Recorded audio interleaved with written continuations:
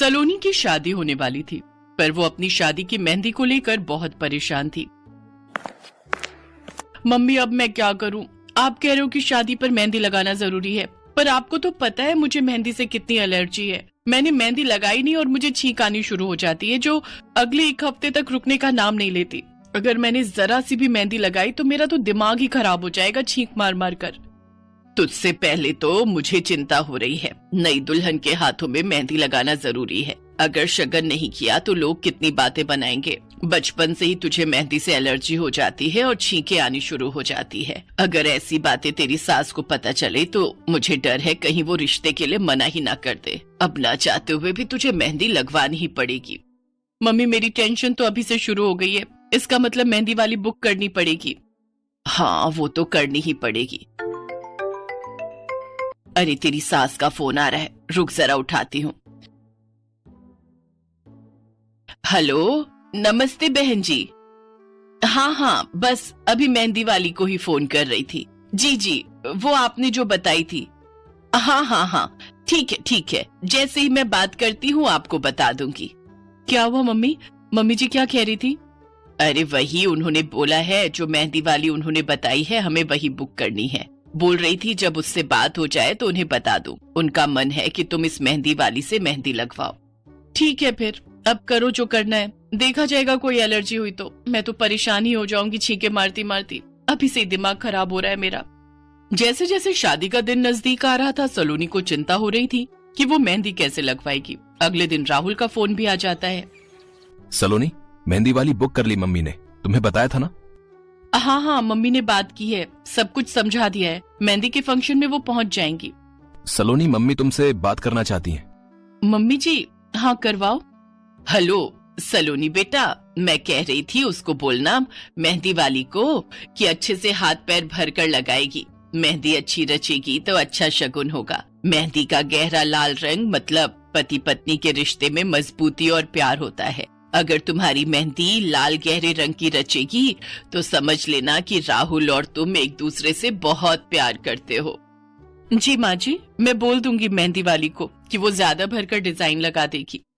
हाँ ठीक है, ये लो राहुल से बात करो। सलोनी, सुंदर सी मेहंदी लगवाना। और हाँ, वो जो नई दुल्हन जब मेहंदी लगवाती है तो हाथों में अपने पिया का नाम लिखती है। अब तुम भी जरूर लिखवाना। अच्छा? हाँ लिखवा लूंगी। अच्छा मम्मी बुला रही है, मैं रखती हूँ। हाँ ठीक है, बाय।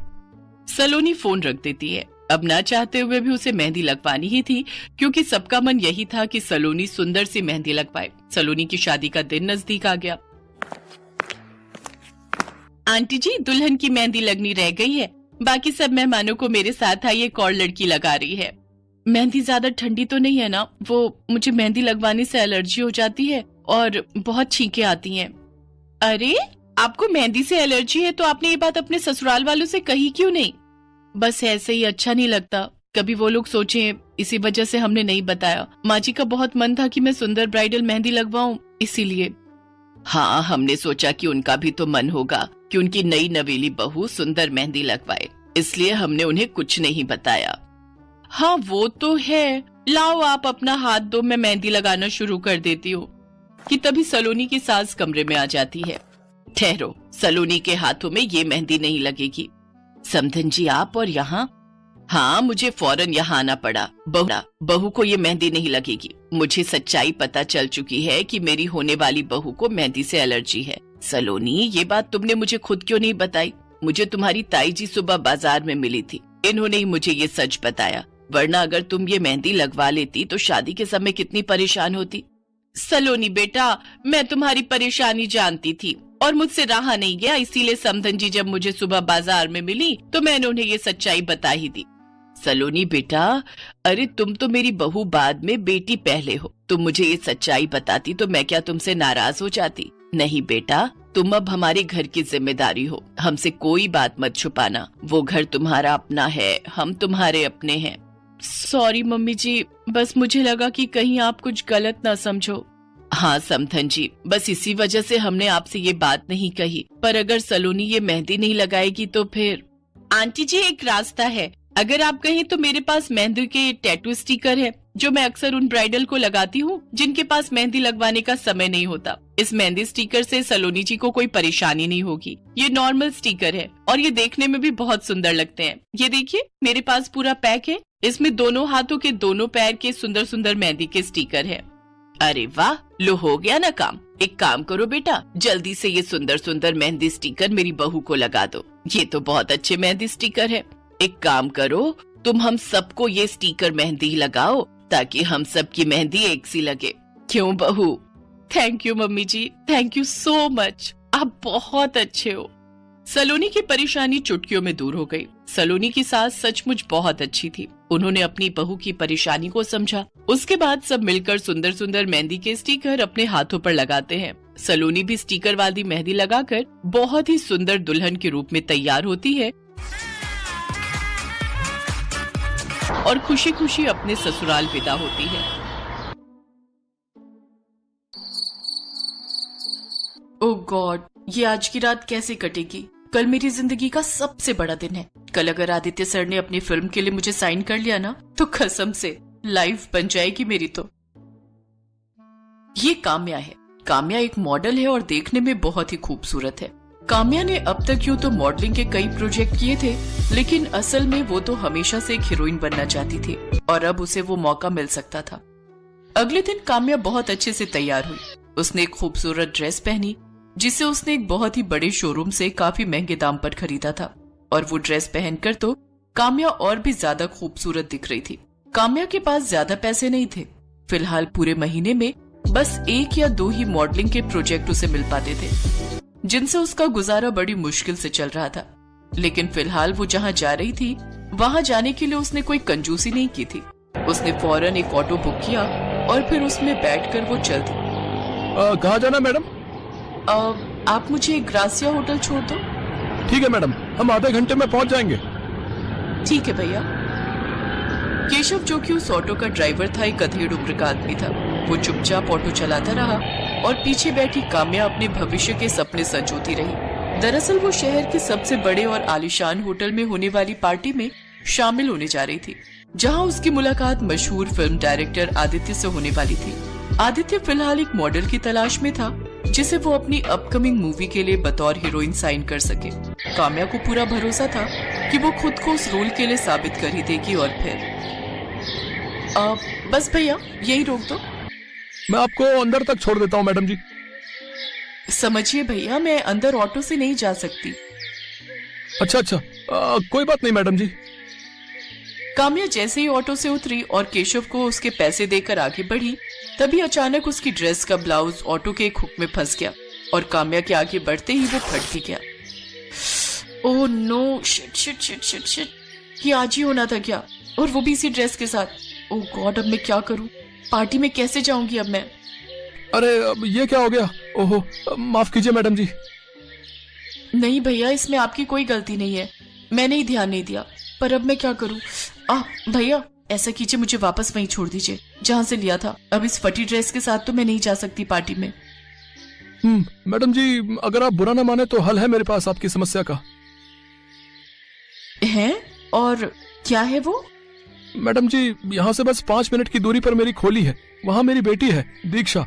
उसे सिलाई कढ़ाई, मेकअप, मेहंदी लगाना, अरे मतलब कि लड़कियों के सजने संवरने के जितने काम होते हैं ना, उनमें बड़ा मन लगता है उसका। बहुत सफाई है उसके हाथ में। तो आप चलो मेरे साथ, वो जरूर आपका कपड़ा ठीक कर देगी। पर भैया, रफू की हुई ड्रेस कौन पहनता है, और वो भी इतनी बड़ी पार्टी में? आप भरोसा रखिए मैडम जी, मेरी दीक्षा जरूर कुछ जुगाड़ लगा लेगी। आप चलिए तो। और वैसे भी अगर आपको उसका काम पसंद ना आए तो मत जाइएगा पार्टी में। वैसे भी आप तो वापस ही जाने को कह रही थी ना। पार्टी शुरू होने में अभी 1 घंटा बाकी था। काम्या के पास नई ड्रेस लेने के पैसे नहीं थे, तो जब कोई और तरीका समझ में नहीं आया तो काम्या ने केशव की बात मान ली। केशव उसे अपनी छोटी सी खोली में लेकर गया, जहाँ पहुंचकर उसने अपनी बेटी दीक्षा को पूरी बात बताई और फिर खुद बाहर चला गया। अब देखो ना, क्या वाकई इसका कुछ हो सकता है क्या? देखो, मैं नहीं चाहती कि किसी को पता चले कि ये असल में ये ड्रेस फट गई थी। आप बिल्कुल चिंता मत करिए दीदी, फिलहाल ये लीजिए मेरे कपड़े हैं, आप इन्हें पहन लो और मुझे ये ड्रेस दे दो। तब तक मैं सोचती हूँ कि करना क्या है। दीक्षा ने काम्या की ड्रेस ली और फिर उसके फटे हुए हिस्से को पूरा काट कर उस पर सिलाई लगा दी और फिर उसने वो ड्रेस काम्या को पहनने को कहा। अरे पर मैं इसे पहनकर कैसे बाहर जा सकती हूँ? और तुमने ये क्या किया? तुमने तो उसे पूरा ही काट दिया। देखो, मैं मॉडर्न कपड़े पहनती हूँ पर इतने भी नहीं। ओहो दीदी, आप परेशान क्यों हो रही हो? आप इसे पहनकर तो आओ, बाकी आगे क्या करना है मैं बताती हूँ। और आप भरोसा रखिए, मैं आपको इस आधी ड्रेस में नहीं भेजूंगी। काम्या के पास फिलहाल दीक्षा की बात मानने के सिवाय और कोई चारा नहीं था। उसने वही ड्रेस पहनी जो फिलहाल पूरी बैकलेस थी और फ्रंट साइड से भी काफी डीप नेक थी। लेकिन फिर ठीक है दीदी, अब आप यहाँ आकर बैठ जाइए और मुझे बस 10 मिनट दीजिए।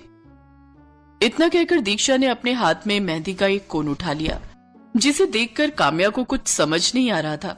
लेकिन फिर भी वो दीक्षा की बात मानकर वहीं बैठ गई और फिर दीक्षा ने शुरू की अपनी कलाकारी। उसने कुछ ही मिनटों के अंदर काम्या की पूरी बैक और फ्रंट साइड में भी मेहंदी से खूबसूरत डिजाइन बना दिया, जो वाकई देखने में बहुत खूबसूरत लग रहा था और काम्या भी काफी कंफर्टेबल महसूस कर रही थी। क्या बात है, तुम तो सच में जादूगर हो दीक्षा। कमाल कर दिया तुमने तो। ये तो बहुत अच्छा लग रहा है। अच्छा, तो मैं इस काम के कितने पैसे दे दूं? नहीं दीदी, मुझे पैसे नहीं चाहिए। मैं आपकी मदद कर पाई, मुझे इस बात की खुशी है। कोई बात नहीं दीदी, अब आप जल्दी करो, मैं पापा को बुलाती हूँ। आपको सही समय पर पार्टी में भी तो पहुँचना है ना। इतना कहकर दीक्षा केशव को बुलाने बाहर चली गई। तभी काम्या ने देखा कि दीक्षा ने अपना खाना आधे में ही छोड़कर उसकी मदद की थी, क्योंकि उसकी थाली वहीं मेज के कोने पर रखी थी, जिसमें सूखी रोटी के साथ बस एक प्याज का टुकड़ा था। ये देखकर काम्या को बहुत बुरा लगा। कुछ देर बाद केशव ने काम्या को ऑटो में बिठाया और फिर होटल की तरफ चल पड़ा और इस तरह काम्या बिल्कुल ठीक समय पर पार्टी में पहुंच गई। Hello Aditya sir. Oh, hello sweetie, how are you? All good sir. Oh my god, what a lovely dress और ये डिजाइन, वाओ। जरा पीछे घूमो। यू आर लुकिंग ऑसम। वैसे डिजाइनर कौन सा है? वो मेरा पर्सनल डिजाइनर है सर। इसके बाद आदित्य और काम्या में काफी देर तक बातें हुई। आदित्य काम्या और उसके ड्रेसिंग सेंस से काफी इम्प्रेस था और आखिरकार काम्या को वो प्रोजेक्ट मिल ही गया। काम्या अब बहुत ज्यादा खुश थी। और फिर, दीक्षा कहाँ हो? जल्दी से यहाँ आओ। अरे जल्दी आओ ना। अरे दीदी, आप अब कैसी रही आपकी पार्टी? बहुत ही शानदार। वहाँ हर कोई बस मुझे ही देख रहा था और तुम्हें पता है मुझे वो मूवी भी मिल गई, वो भी लीड रोल में। अरे वाह दीदी, बहुत बहुत बधाई आपको। शुक्रिया दीक्षा, लेकिन सच तो ये है कि अब ये सब तुम्हारी वजह से ही हो पाया है। तुमने मेरी उस फटी ड्रेस को इतना खूबसूरत और सबसे अलग बना दिया कि पूरी पार्टी की मेन अट्रैक्शन बन गई वो तो। लेकिन अब तुम मेरी बात ध्यान से सुनो। आज से तुम मेरी पर्सनल कॉस्ट्यूम डिजाइनर हो, तो अब से मैं जिस भी फंक्शन या पार्टी में जाऊंगी तुम ही मेरी ड्रेस तैयार करोगी। और सुनो, मुझे हर जगह मेहंदी वाला ब्लाउज पहनकर जाना है, लेकिन तुम्हें हर बार अलग अलग तरह की और अलग डिजाइन की मेहंदी लगानी होगी। बोलो, कर लोगी ना? हाँ दीदी, क्यों नहीं। मुझे तो मेहंदी लगाने का कितना शौक है, आपको तो पता ही है। और ये भी जानती हूँ कि कितनी सुंदर मेहंदी लगाती हो तुम। अब बस तुम्हें अपने उसी हुनर को कैश करना है और मैं तुम्हें प्रमोट करूंगी। प्रमोट मतलब मैं कुछ समझी नहीं दीदी। अरे तुम ज्यादा मत सोचो, बस जैसा मैंने कहा है वैसा करती जाओ। दीक्षा ने ऐसा ही किया।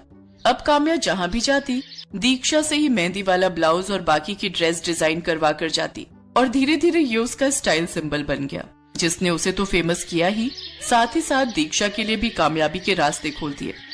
ये लो दीक्षा, ये तुम्हारी पहली कमाई है। नहीं दीदी, मैंने आपको बड़ी बहन माना है, तो मैं आपसे पैसे कैसे ले सकती हूँ? ये पैसे मैं तुम्हें नहीं दे रही मेरी बहन, बल्कि ये उस प्रोजेक्ट का साइनिंग अमाउंट है जो तुम्हें मिला है। मतलब दीदी, अब तुम एक मामूली लड़की नहीं हो, एक मशहूर कॉस्ट्यूम डिजाइनर हो, जिसके बनाए मेहंदी वाले ब्लाउज हर कोई पहनना चाहता है, समझी? मुझे देखकर कई लोगों ने तुम्हें हायर करने की बात कही है और उन्हीं में से एक ने ये पैसे एडवांस बुकिंग के तौर पर दिए हैं। वो पैसे काफी ज्यादा थे, इतने जितने की दीक्षा ने कभी अपने सपने में भी नहीं सोचे थे। उसकी आंखों में खुशी के आंसू थे और वो भी अब अपने हुनर से अपनी किस्मत चमकाने के लिए पूरी तरह से तैयार थी। किस्मत का पहिया घूम चुका था। काम्या एक बड़ी और सक्सेसफुल हीरोइन बन गई थी और दीक्षा एक मशहूर कॉस्ट्यूम डिजाइनर। फिर एक दिन, आप हमारी जिंदगी में साक्षात माँ लक्ष्मी बनकर आई हो।